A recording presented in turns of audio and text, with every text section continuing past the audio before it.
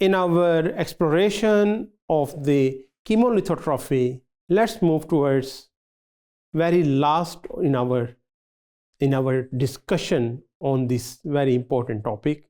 And now this is about the methanogens, the microbe which give rise to the production of methane as a result of their metabolic activities.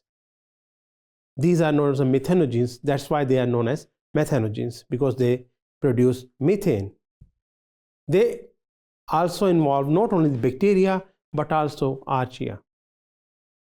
ATP generated in these organisms is basically fundamentally is generated through this process of methanogenesis. That is the major process of producing ATP in these organisms. There are three different pathways which will lead to the production of methane in these organisms. First of all, there is hydrogenotrophic methanogenesis, which reduces carbon dioxide to methane by the utilization, by making use of the hydrogen. As you can see, carbon dioxide is reduced, giving rise to methane and water. So in other words, hydrogen is the main electron donor in these types of methanogens, and this is the biggest class of methanogens.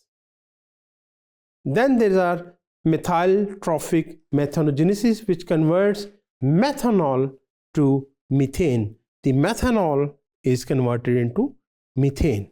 And finally, there are acetoclastic methanogenesis. As the name shows, it transforms acetate into methane. Acetate is converted into methane. So in both this methylotrophic methanogenesis and acetoclastic methanogenesis, the electron donors are the methanol and the acetic acid. Again, now you can see that the striking thing, the diversity in the compounds or inorganic moieties which can act as the electron donor, the oxidation of which gives rise to the production of ATP. This shows how much diversity there is. Electron transport chain, of course, is the fundamental process in which you get the ATP in the aerobic way of respiration. Aerobic way means in which oxidation is occurring, which use oxygen. So proton motive force, of course, give rise to the production of ATP. Not on the electrons, the movement of electron gives rise to the proton movement. Proton movement gives rise to the proton motive force, which then through the utilization of enzymes which are responsible for the formation of ATP, they form the ATP. The electron donors, as I have already told you, the major electron donor here is the hydrogen. The hydrogen oxidizing bacteria or archaea are more abundant as compared to the, for instance, the methanol oxidizing bacteria or the acetate oxidizing bacteria. And the carbon dioxide is the terminal acceptor in most of the types, in most of the cases in the methanogenesis process. Because the methane is produced in this process, in the methanogenesis, methane is the major product, and it definitely will have environmental impact. Not only that methane is, a very important, very potent greenhouse gas. So when it's a potent greenhouse effect gas, then of course its production will lead to have some real significance as far as the climate is concerned. And also then, because not only hydrogen is being produced or being utilized, but also carbon dioxide being utilized. So in this way, the amount of carbon dioxide is also somehow maintained by the process of methanogenesis. So it has real environmental importance, this process. And now you have seen now, I mean, we have talked about whole sort of organisms which make use of all sorts of inorganic moieties. They can make use of hydrogen, they can make use of sulfur, they can make use of sulfur-containing compounds, they can use of nitrogen-containing compounds, they can use of, I mean, you name it. And it shows that there is a real diversity in utilizing different compounds for the generation of energy. Then it should make you to ponder. There should come certain questions in your mind. Let's share these questions with each other. Let's ponder a bit now when we have ended this very important topic of biochemistry.